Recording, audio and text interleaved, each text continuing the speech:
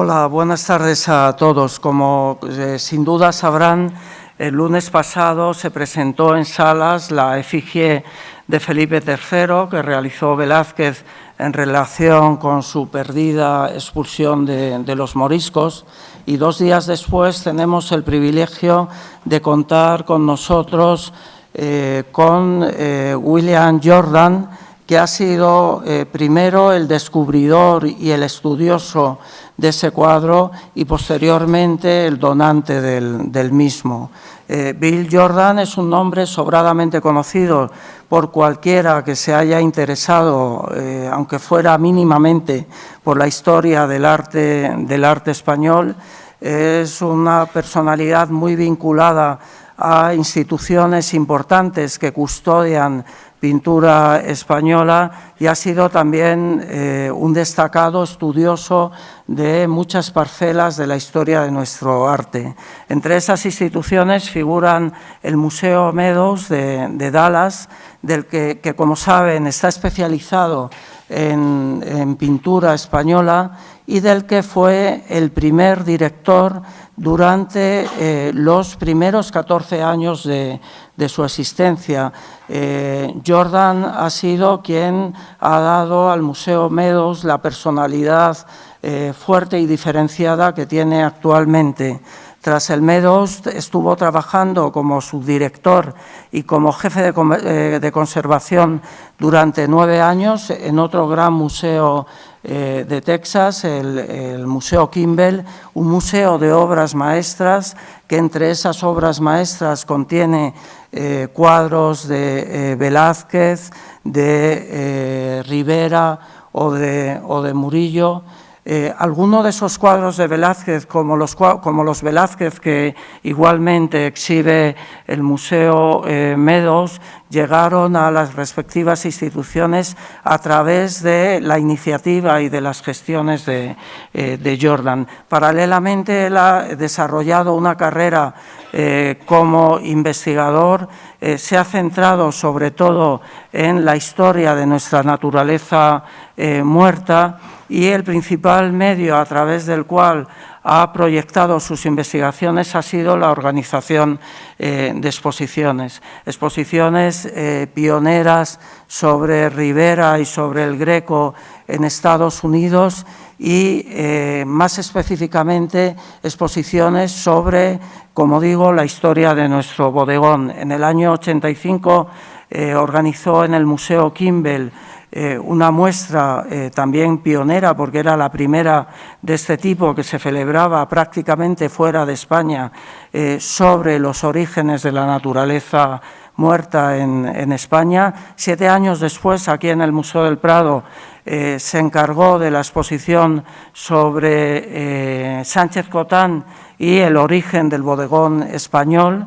En el año 95, y en colaboración con Peter Cherry, extendió el espectro cronológico de sus intereses sobre el bodegón y en la National Gallery de Londres organizó la exposición El bodegón español desde sus orígenes hasta Goya, y dentro del bodegón se ha especializado más concretamente o le ha interesado especialmente la figura de Juan van der Hamen, sobre la que leyó su tesis en el año 67 dirigida por López Rey, otro de los grandes nombres de la historiografía de nuestra pintura, y sobre van der Hamen organizó hace unos años, en el 2005, una monográfica que en España tuvo su sede en el Palacio Real y que probablemente muchos de ustedes hayan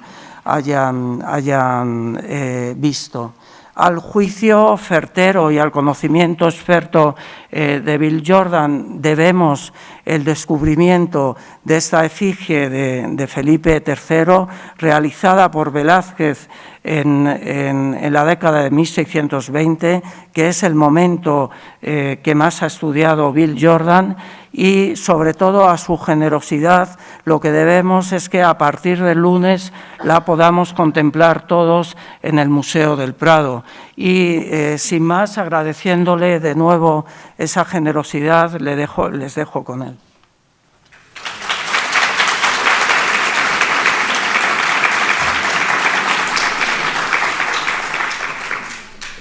Gracias, Javier. Y a todos ustedes, muy buenas tardes. Supone para mí un gran honor dirigirme a ustedes en esta venerada institución, que ocupa el más elevado lugar en mi estima y en mi corazón. La pintura que ven ustedes en la pantalla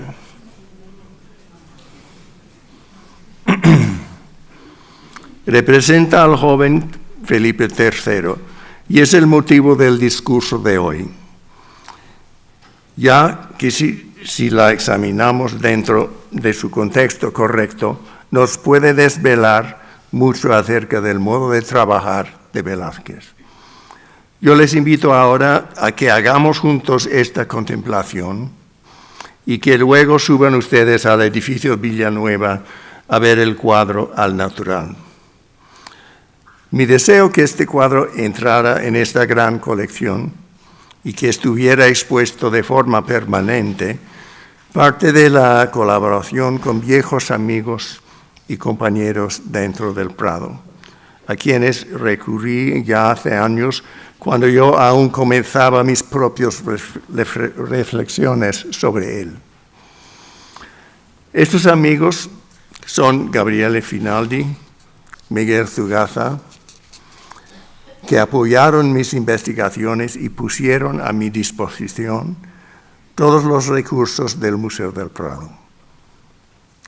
Con la inestimable ayuda de Miguel Falomir, Javier Portús, Jaime García Máiquez y María Dolores Gallo, logramos llegar a un consenso respecto al lugar de esta pintura inédita de Velázquez en el desarrollo de su obra. Y tomé la decisión de cederla a los American Friends of the Prado Museum para que el Museo del Prado le ofrezca el contexto que merece. Por esta razón, también agradezco el valioso apoyo de José Peris y de Cristina Simmons, que encauzaron esta donación. Se sabe que Felipe IV se quejaba de que Velázquez trabajaba muy despacio. La palabra que empleó para describirle era flemático. Sin embargo, yo opino que Velázquez no era tan lento ni por flemático ni por falta de disciplina, sino porque debía de ser sumamente cauto y considerado, reacio a fiarse de la habilidad nata que le facilitaba el dibujo y la pintura. Cada pincelada suya era pensada y repensada. Y aunque nos lleguen poquísimos dibujos o bocetos suyos que atestiguen este proceso, esto no quiere decir que no los haya hecho. De hecho, el cuadro que ven en la pantalla es uno de estos y es el primero que se incorpora en la colección del Prado. Es sin duda una pintura que nunca fue destinada a ser vista ni apreciada como una obra autónoma, sino es el producto de un proceso creativo metódico. Un paso entre varios que hoy desconocemos en la elaboración de una obra maestra. En este caso, esta obra maestra en cuestión era una pintura de máxima importancia en la juventud del artista y que además da la casualidad de que está perdida. Cualquiera que sepa la biografía de Velázquez conoce las circunstancias del concurso convocado en 1627 por Felipe IV para encargar una pintura que representa la expulsión de los moriscos por parte de su padre Felipe III, acontecido en 1609, cuando éste tenía 31 años. El cuadro del sevillano se elaboró en competencia directa con los demás pintores del rey, que ya albergaban un gran resentimiento hacia el joven advenedizo tras su meteórico ascenso en la corte, que se percibía ellos producto de un favoritismo sin justificante. Todos los relatos que nos llegan de este episodio se centran sobre el triunfo del joven artista sobre sus detractores y los premios que acompañaron su victoria: más pensión, mayores beneficios cortesanos y el anhelado viaje a Italia. Y sin embargo, solo se cita el cuadro de pasada. Aunque este cuadro ganador del concurso desapareció en el gran incendio que destruyó el antiguo Alcázar en 1734, y se sepa que nunca fue copiado, tenemos una idea de su aspecto gracias a los inventarios reales y sobre todo a la detallada descripción que hace Antonio Palomino, solo 10 años antes del fuego, cuando aún ocupaba su lugar original en el Salón de los Espejos, donde le había emplazado el mismo Velázquez en su redistribución de lo que era en su origen, que en su origen se denominaba la pieza nueva o salón nuevo. Si revisamos ahora estas descripciones, ayudadas por los estudios ya existentes de otros investigadores, podemos formular una nueva imagen del encargo original y de esta pintura perdida de Velázquez. También les invito a leer el estudio del profesor José Manuel Barbeito, que aparece en el último número del boletín de este museo, que aporta muchas novedades de la historia de este salón.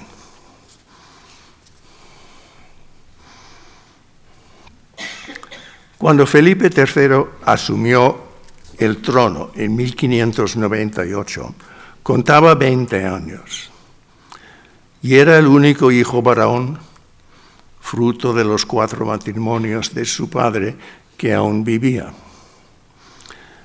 Apodado el Rey Piadoso, resultó ser un monarca de habilidad discreta, al que le preocupaba más la caza que gobernar.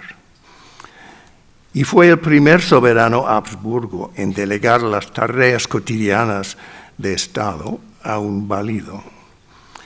En este caso, el todopoderoso duque de Lerma, que ejercía con el apoyo de una enorme burocracia de consejos y juntas. Y al final de su reino, su gobierno azotado por la corrupción y los escándalos, y con salud cada vez más delicado, su rostro hinchado, desdecía cualquier pretensión de fuerza y vigor. Ya al final de su reino, cediendo ante las presiones de los cortesanos más influyentes, entre los que se encontraba el mismo hijo de Lerma, el duque de Uceda, el rey despidió a su primer ministro, consiguiéndole un puesto en el cardenalato, mientras que las investigaciones se centraron en su esbirro, don Rodrigo Calderón, marqués de Siete Iglesias.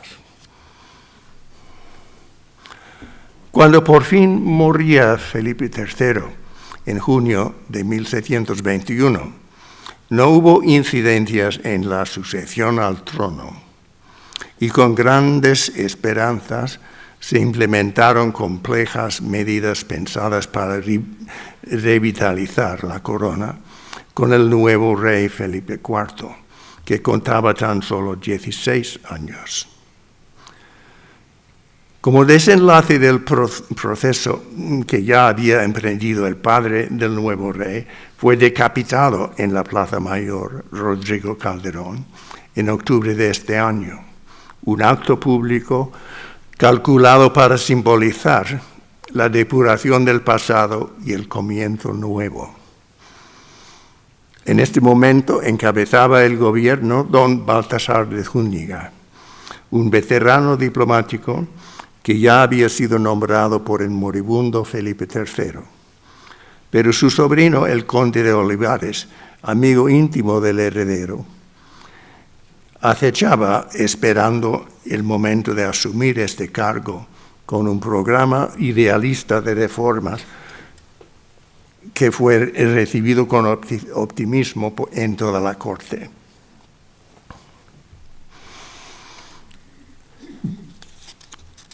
Difícilmente se podría ilustrar mejor este momento en la historia de España que con la comparación que muestra ahora la pantalla.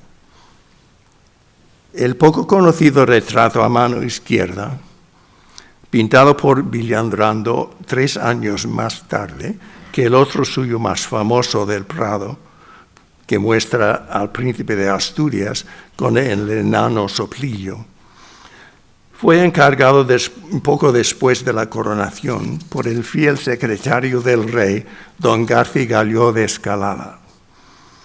Al igual que todos los retratos de este momento, este muestra al soberano según la misma fórmula pictórica ya establecida para todos los Austrias, con el énfasis en la riqueza del atuendo y en una postura digna. Sin embargo, muestra al joven Felipe IV, de tan solo 17 años ahora, con cierta simpatía, si bien falta algo del peso que corresponde a su posición. Tras la inesperada muerte de Villandrando, ese mismo año, en 1623, el joven Diego Velázquez fue llamado a la corte por el también sevillano conde de Olivares, y en un único encuentro con el altareado rey, el día 30 de agosto, se le encomendó confeccionar una nueva imagen que mejor proyectaría las ambiciones del reinado que albergaba el nuevo régimen reformador.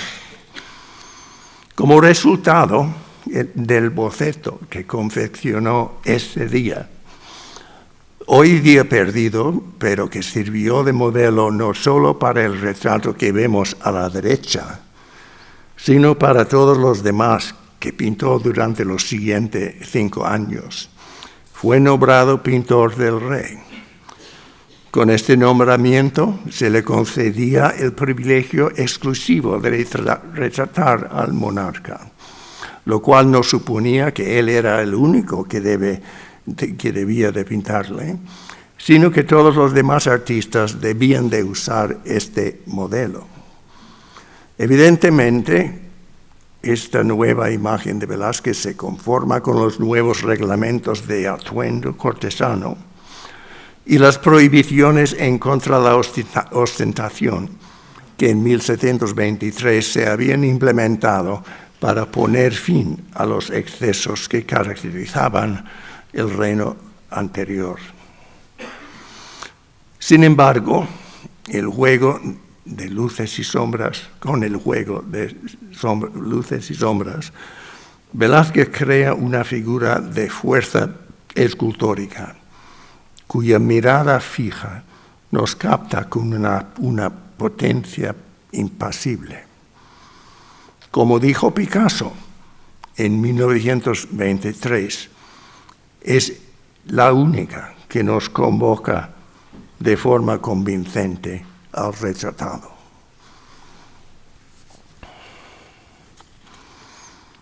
Ya se había iniciado el proyecto de renovar la imagen de la monarquía, incluso en tiempos de Felipe III, cuando tras el intento fallido por parte de Lerma de trasladar la capital a Valladolid, se le encomendó al arquitecto real Juan Gómez de Mora la reforma del antiguo Alcázar de Madrid, fortaleza medieval que no era adecuado para acoger a la corte.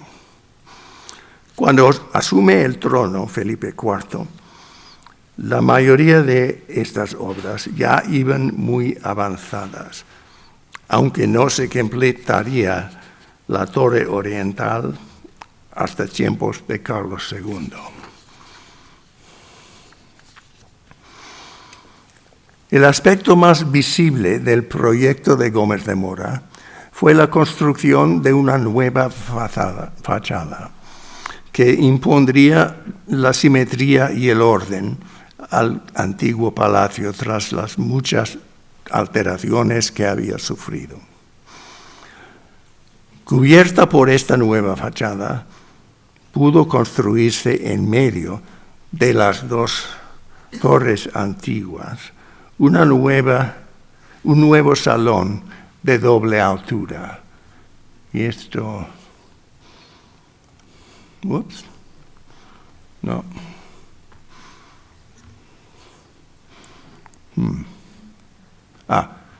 Esta es donde la nueva fachada y esta es el salón nuevo.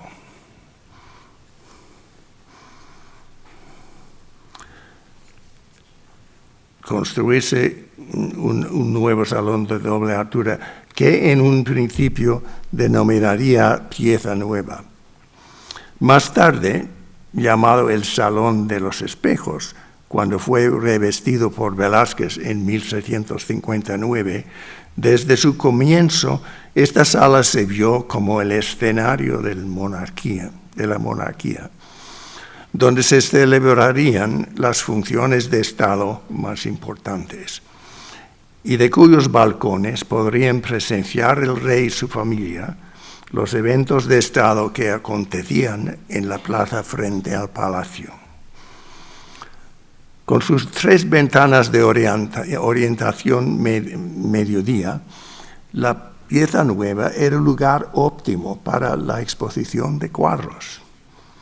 Y en algún momento, a partir de 1622, posiblemente por intervención de Giovanni Battista Crescenzi, de que hablaremos luego, se tomó la decisión de abandonar el proyecto inicial de decorar la bóveda con pinturas al fresco y convertía en una galería donde se verían las obras maestras de las colecciones reales.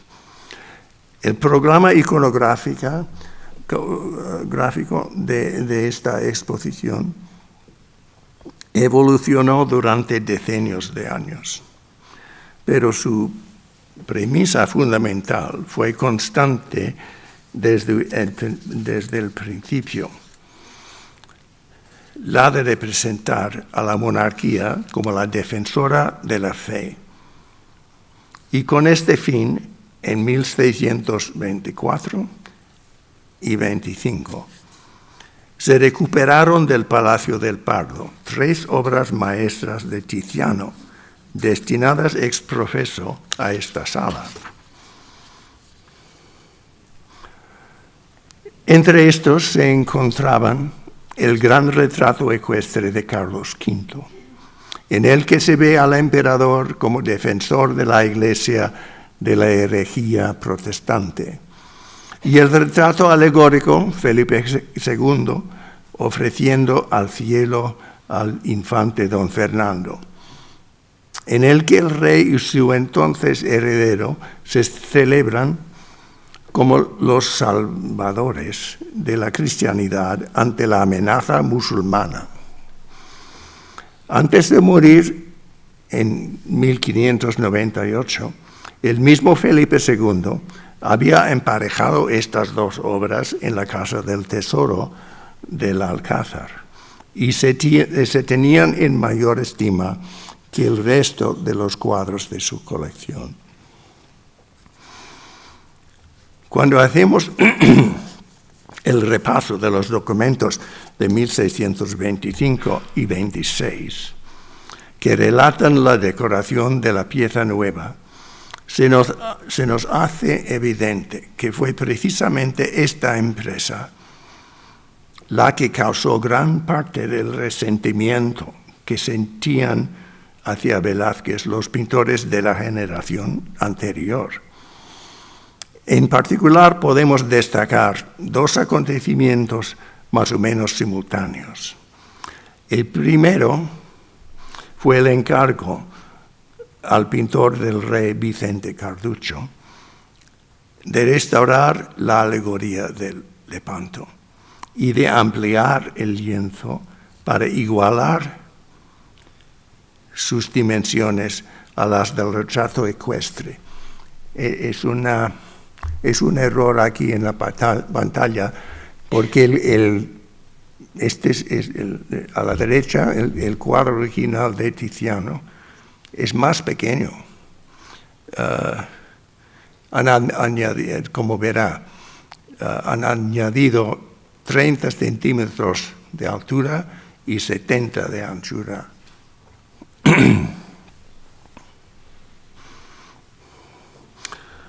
Esta ampliación indica que ya se estaba gestando en ese momento un replanteamiento general de la sala.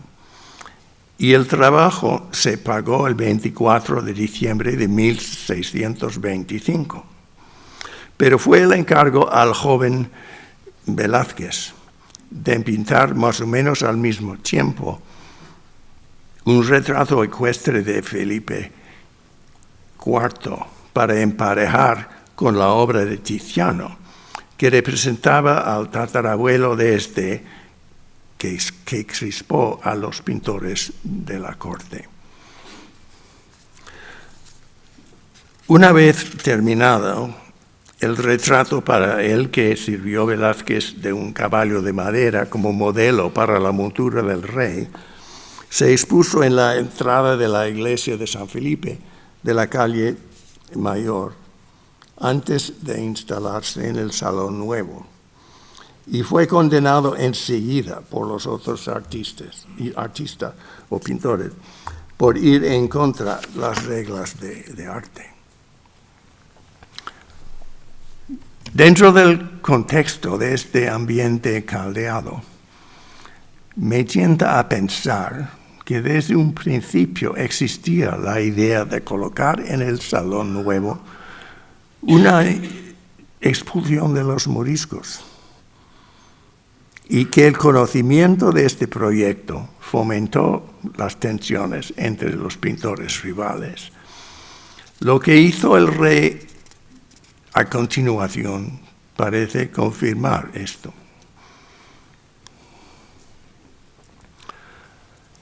En lo que debía de ser un acto calculado para calmar las tensiones entre los pintores, Felipe IV encargó 3 cuadros a sendos artistas, Bartolomé González, Vicente Carducho y Eugenio Cajés, todos del mismo tamaño que el retrato ecuestre de Velázquez, y todos destinados a la pieza nueva.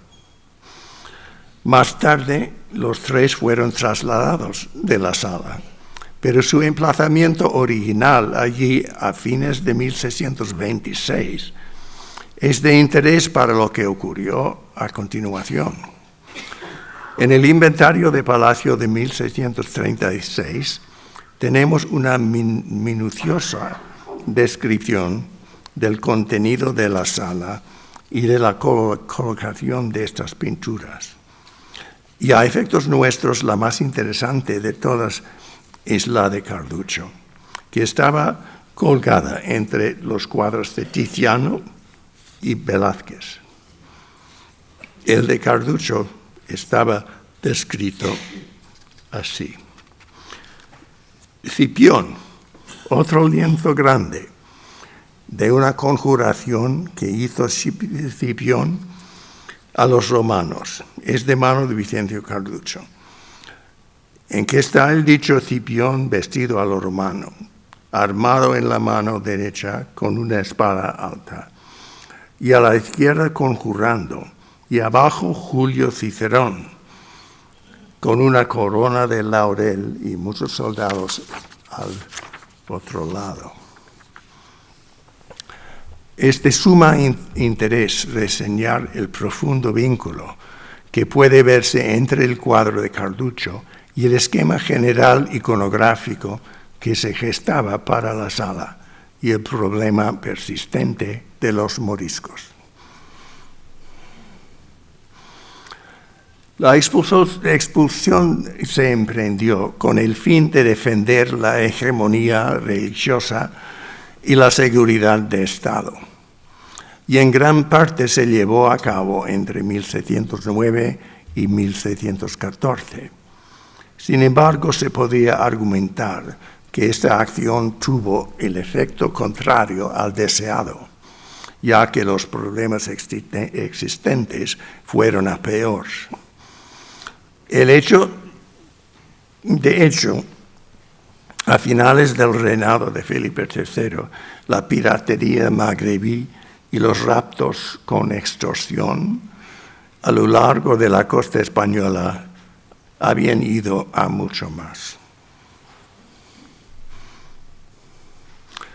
El cuadro perdido de Carducho, que figuraba en el inventario, lo citan Angulo y Pérez Sánchez como historia de Escipión o conjuración de Escipio africanos a los romanos, y recientemente Barbeito como la arenga de Escipión a los romanos. Stephen Orso señala que es imposible saber si se trata de Escipión viejo, que expuso de España a Aníbal en la Segunda Guerra Púnica, o de su nieto adoptado Escipión el Joven, que arrasó Cartago en la Tercera e impuso el régimen romano en Iberia tras su victoria sobre los celtíberos en Numancia. Él piensa que cualquiera de los dos habría servido como precursor iconográfico de los monarcas de la España moderna. Pero argumenta también que el citado aparición en el primer plano de Tulio Cicerón con una corona de laurel debe de trazarse de un error, ya que el gran Cicerón ni siquiera había nacido con anterioridad a la muerte de ninguno de los dos. Si bien es cierto esto, no es ningún error. En su De República, Cicerón trama un encuentro imaginado con Scipio Africanus, el joven, en forma de un diálogo socrático, en el que éste hace el papel de un viejo sabio. El sexto libro de República, donde se incluye el llamado Somnium Scipionis, es el resumen que hace Cicerón de la totalidad de su teoría política, y fue un texto clave para la política medieval y renacentista. Allí Cornelio Scipión, el joven, relata un sueño en el que su abuelo, que había derrotado a Aníbal y al que se le estimaba visionario profeta, revela a su nieto, un simple soldado al que habían enviado a luchar contra los rebeldes cartagos, que en 2 años les habría vencido y que por esto se le conocería como el africano, y que más adelante lograría la gloria eterna con la conquista de Numancia. Aunque sea imposible imaginar cómo debía de ser la composición de Carducho por la descripción del inventario, son evidentes las analogías que existe entre los dos Escipiones de la antigüedad y la Casa de los Austrias. Esta temática poco frecuente fue escogido dentro de un contexto cortesano en el que el problema africano estaba muy presente y las ramificaciones políticas de esta narrativa antigua resonaban en la actualidad del joven Felipe IV y su ministro, el conde duque de Olivares. Creo que es evidente la clara simetría temática del cuadro de Carduccio con la alegoría del Lepanto de Tiziano, inscrita Maiori tibi. Mayores triunfos te esperan, destinados a colgar juntos. No obstante, aunque su representación del sueño de Escipión permanecería en el Salón Nuevo durante más de un decenio, a Carduccio esto no le supuso ninguna garantía de recibir la encomienda de pintar una pareja para la alegoría del Lepanto de Tiziano. Y la idea de que fuera a ser escogido Velázquez como ejecutor de la expulsión de los moriscos le molestó tanto a él como a los demás pintores del rey. Stephen Orso los relata como dentro de este ambiente recalentado se formó la idea de convocar un concurso entre 4 artistas reales, los asalariados, Velázquez, Carduccio y Cajés, y el italiano Angelo Nardi, sin sueldo, que ocupaba el lugar de Bartolomé González, que murió meses más tarde. El ganador no sería elegido directamente por el rey, sino por un jurado independiente. Era uno de estos juristas, su antiguo maestro de dibujo, el dominico Juan Bautista Maino, formado en Roma, estimado en Madrid tanto por su gusto impecable como por su integridad absoluta, ya que carecía de pretensiones cortesanas. El otro era el arquitecto Giovanni Battista Crescenzi, procedente de la poderosa familia noble romana, al que Felipe IV le había concedido el marquesado de la Torre y la Orden de Santiago. En Roma había supervisado las obras de arte del Papa Paolo V Borghese y en Madrid desempeñaría una función similar. A Gómez de Mora le encalzó hacia un estilo más clasicista en la arquitectura del palacio, y es de suponer que Crescenzi estuvo involucrado en la decoración de la pieza nueva desde un principio. Finalmente fue escogido por estos 2 jueces, entre todos el diseño de Velázquez, y pensamos que la decisión debió de tomarse basada en los bocetos que presentaron los concursantes, ya que no se cita nunca ninguna obra terminada de los otros.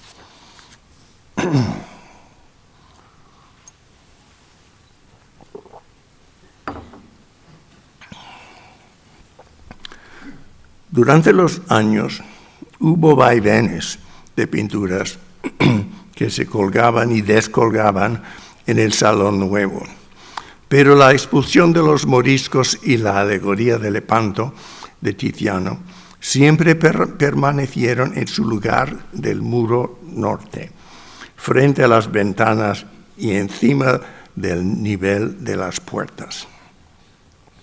El cuadro de Tiziano se encontraba al extremo derecho sobre la puerta de la Sala de las Furias, dando a la izquierda una vista del retrato de cuerpo entero de Felipe II. Cuando ya en 1659 Velázquez hizo la redistribución que convirtió la sala en el salón de los espejos. Movió la exposición hacia la izquierda con las pinturas de Rubens, que ven aquí, que se habían encargado para reemplazar las de Carducho y Cajés en el medio de que acabamos de hablar. Así formando un perfecto paréntesis con el retrato alegórico de Felipe II al otro extremo. Entre los inventarios de Palacio, la descripción más detallada del cuadro es la de 1636. Hablamos de la expulsión, que dice lo siguiente de él. Expulsión de los moriscos, en que está el señor rey Felipe III armado, vestido de blanco, y a su lado derecho una figura de España asentada con triunfos de guerra y una tropa de mariscos y mariscas que iban saliendo. Aunque sea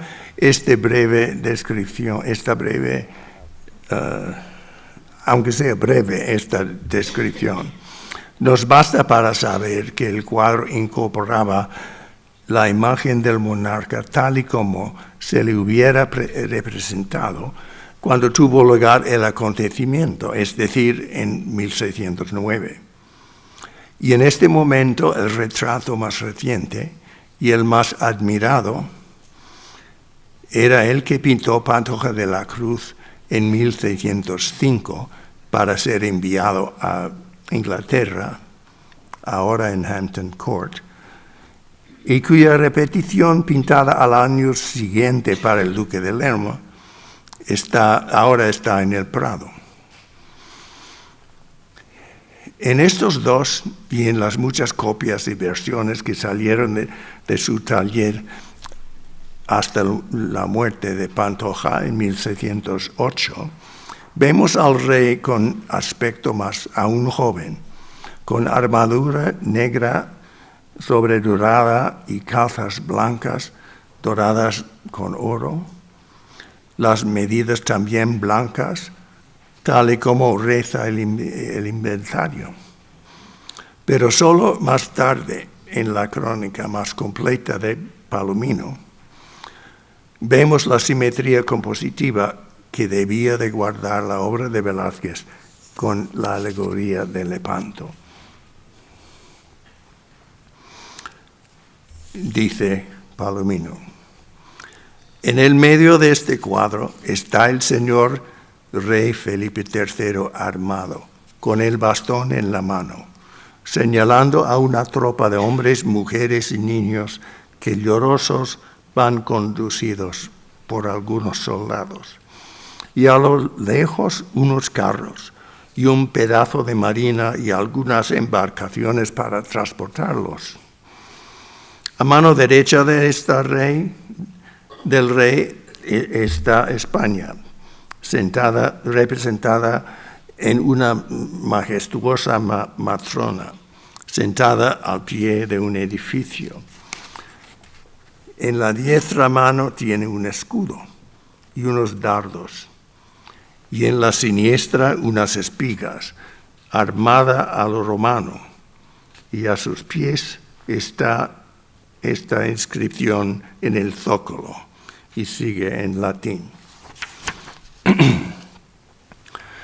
Si conceptualizamos a los dos cuadros como Panto, podemos ver en qué manera se complementaban, representando así la solidez y la continuidad que deseaba mostrar Felipe IV entre los reinos de su padre y su abuelo. Del mismo modo que el sueño de Escipión de Carducho, que estuvo emplazado entre ellos hasta al menos 1636. Sin duda, el mayor reto que debía de superar Velázquez era el de crear una efigie del joven rey que nunca conoció, que transmitiría la misma gravedad como la que había pintado tan solo 4 años de su hijo. La imagen con que consiguió el privilegio de conseguir el retrato de Felipe IV.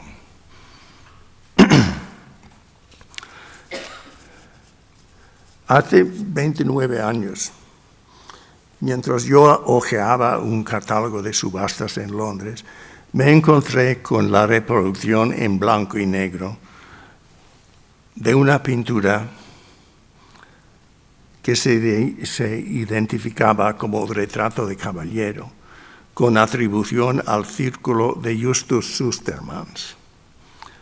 Incluso por esta fotografía se apreciaba que se trataba de un retrato de busto incorporado en un lienzo de mayor tamaño y que se había repintado el atuendo para agrandar la composición. Ups, no. Se puede ver aquí cómo aprecia el busto más pequeño. Y todo esto es repintado. Incluso la gola también es repintado.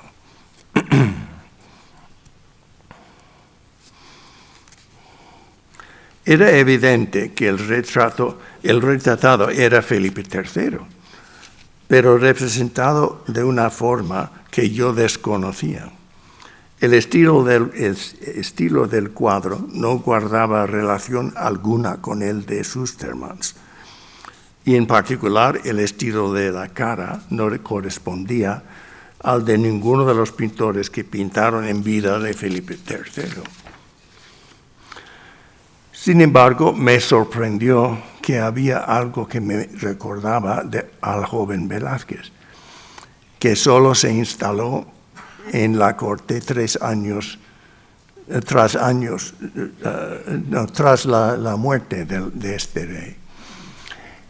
Y lo primero que se me ocurrió fue que podría tratarse de un fragmento de la perdida expulsión de los moriscos, que de algún modo habría sobrevivido al incendio. Pero como el precio estimativo de la subasta era bajo, tuve la suerte de comprar el cuadro. Y fue entonces que comenzó el largo proceso de identificar esta adquisición. Después de comprar el cuadro en 1988, lo mandé al laboratorio de conservación del Kimball Art Museum de Fort Worth, donde trabajaba yo entonces. Con la limpieza desaparecieron enseguida los repintes posteriores y se vio que evidentemente se trataba de un retrato en busto que se había pegado a un lienzo mayor y que guardaba aún sus 4 bordes originales. Curiosamente, levantados los repintes, apareció una leyenda en la parte superior, sin duda del siglo XVIII o XIX, que identificaba al retratado como don Rodrigo Calderón, un personaje conocido cuyo aspecto no guarda parecido con el de Felipe III. Es interesante que cuando se hizo pública la donación del cuadro al Prado el diciembre pasado, se presentó un señor de Madrid en el museo con una copia que reproduce la composición en su formato posterior ampliado, firmado por doña María del Carmen Barrantes, una señorita de sociedad que fue nombrada en 1816 académica de mérito de la Real Academia de San Fernando, donde expuso sus copias de retratos históricos hacia 1820. El cuadro madrileño también identificaba al retratado como Rodrigo Calderón, como se ve en la inscripción al verso del cuadro. Y pretendía ser copia de Van Dyck, pero pese a su discreta calidad, su fecha nos sirve como terminus ante quem para la ampliación de nuestro.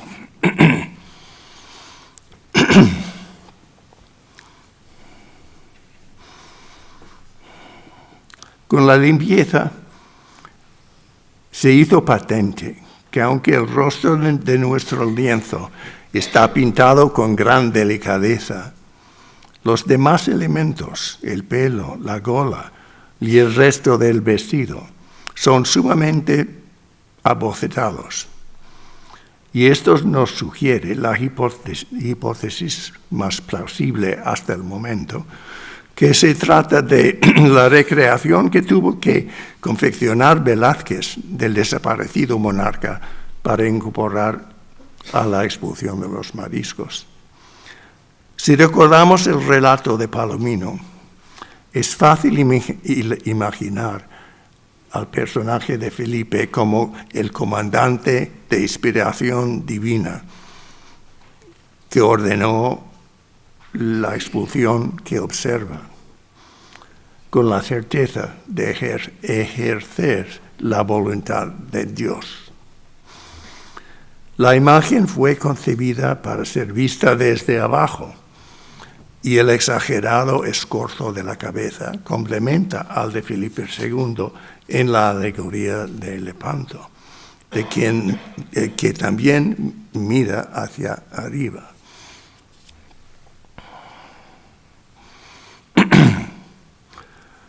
Todo lo que sabemos del modus operandi de Velázquez en su elaboración de los retratos reales parece confirmarse que se trata del boceto preparatorio para la expulsión. Citamos a Pacheco cuando relata que el artista pintó su primer retrato de Felipe IV en 1623 en un solo día y que éste se mostró inmediatamente a la corte dentro del palacio. Es imposible que pintara tan rápido el busto del Museo Medros, que en alguna ocasión se ha identificado con este primer retrato, o ninguno de los otros retratos del rey, y no hay duda de que fueron ejecutados de forma deliberada en el taller, sirviéndose de bocetos al óleo que había ya pintado antes al natural.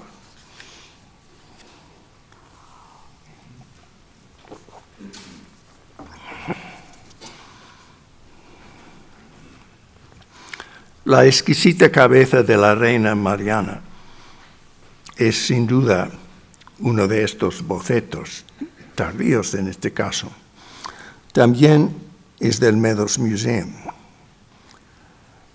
Esta obra tardía de hacia 1656 sirvió de modelo tanto para las nuevas representaciones de la reina que salían del taller de Velázquez, como para actualizar las ya existentes.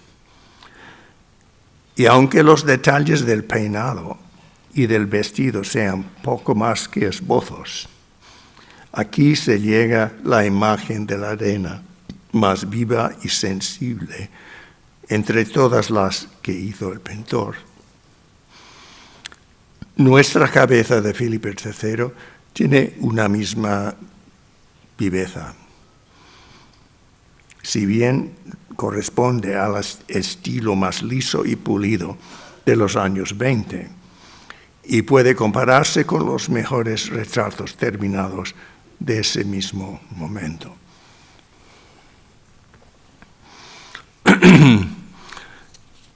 Además del dibujo incisivo que siempre caracteriza a Velázquez, la radiografía nos muestra un claro arrepentimiento en la forma de la mejilla izquierda. Y aparecen también al fondo unos descuidados brochazos típicos de él, en los que descarga del pincel el exceso de encarnaciones.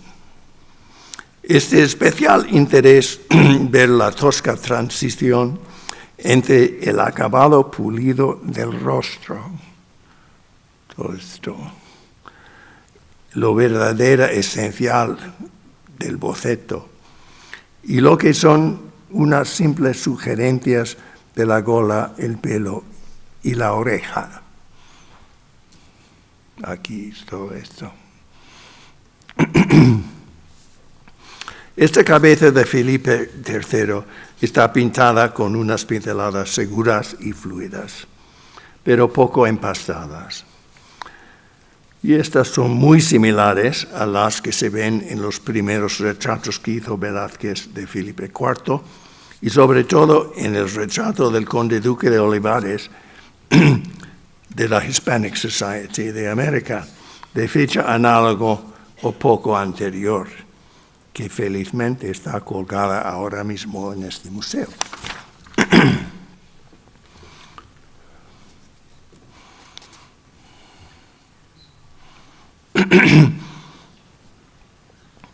Ambos están pintados sobre la misma preparación luminosa anaranjada que usa casi siempre el pintor en este momento.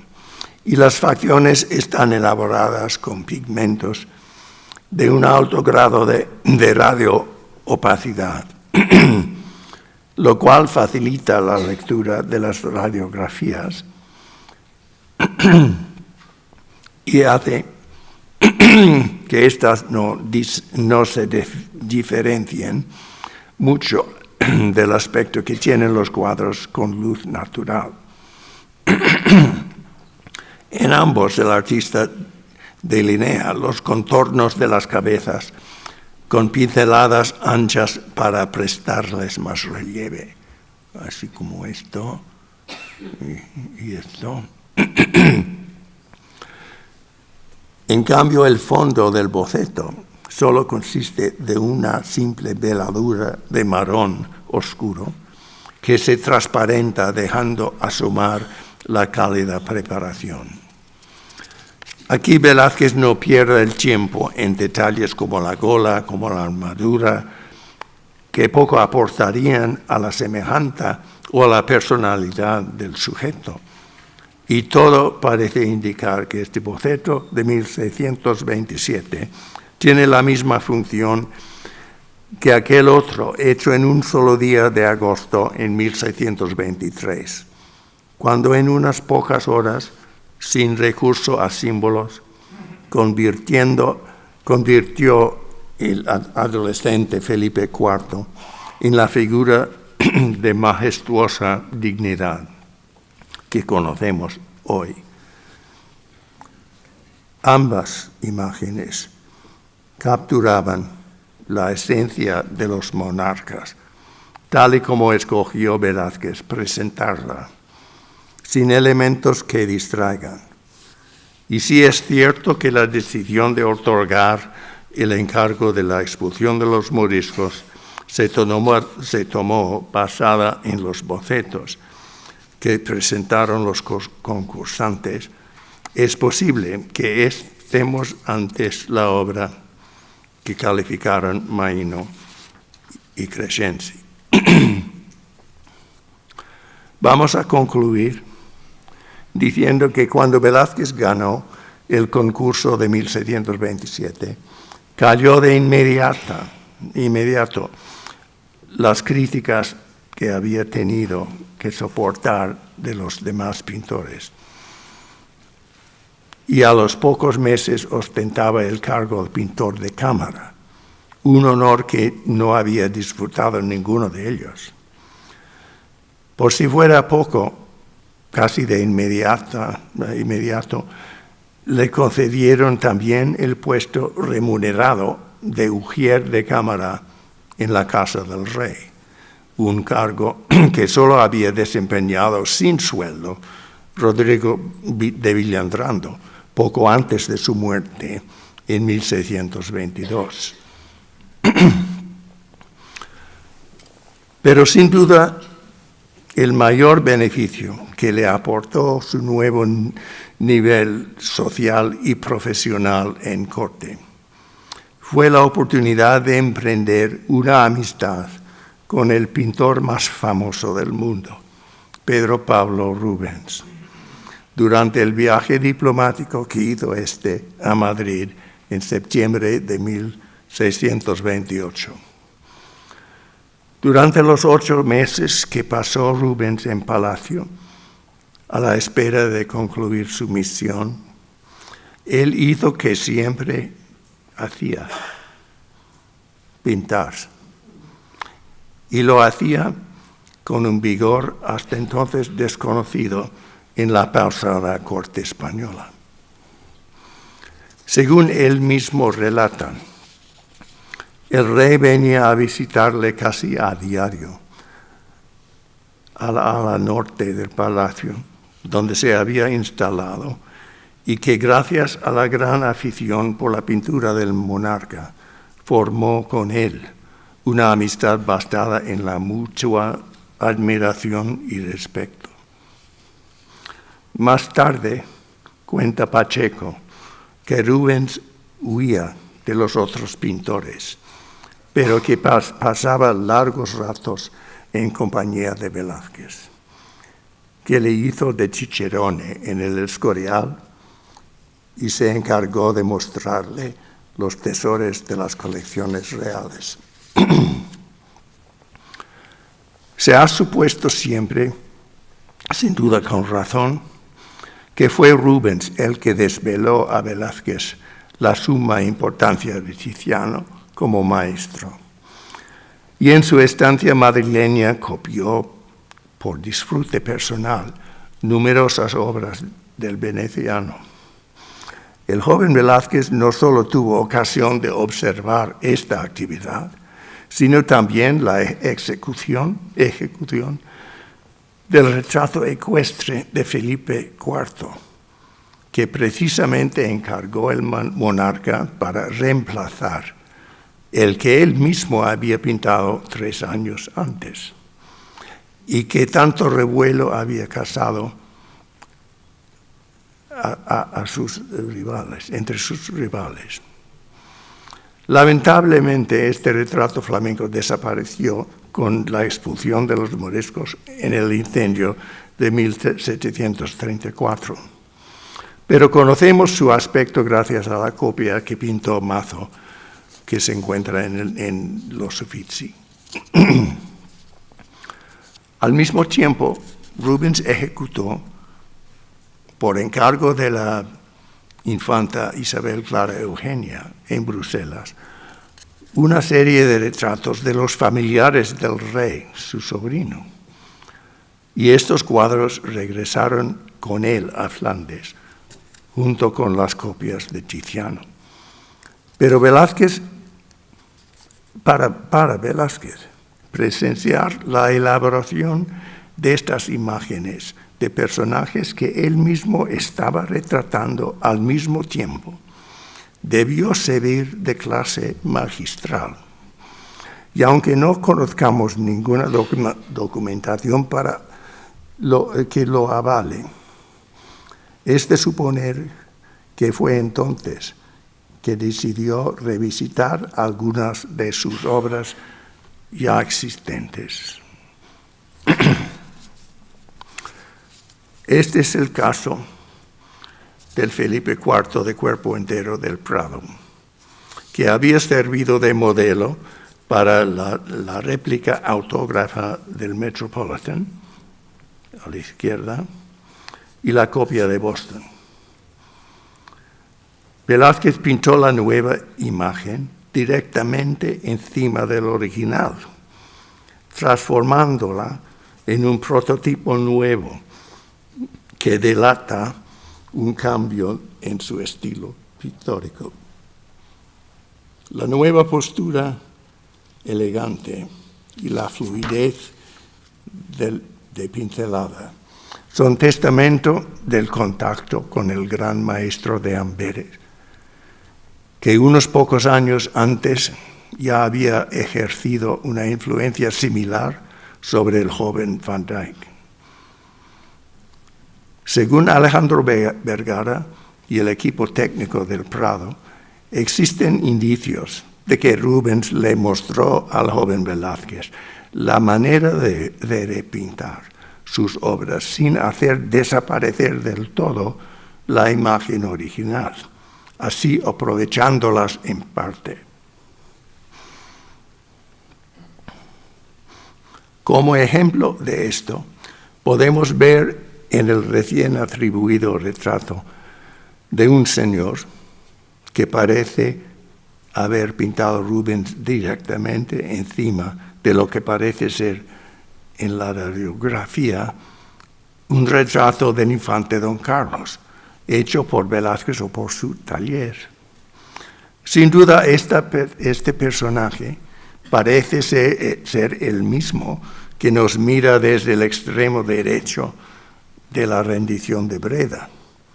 Y también parece el mismo que figura en la obra recién atribuida a Velázquez en el Metropolitan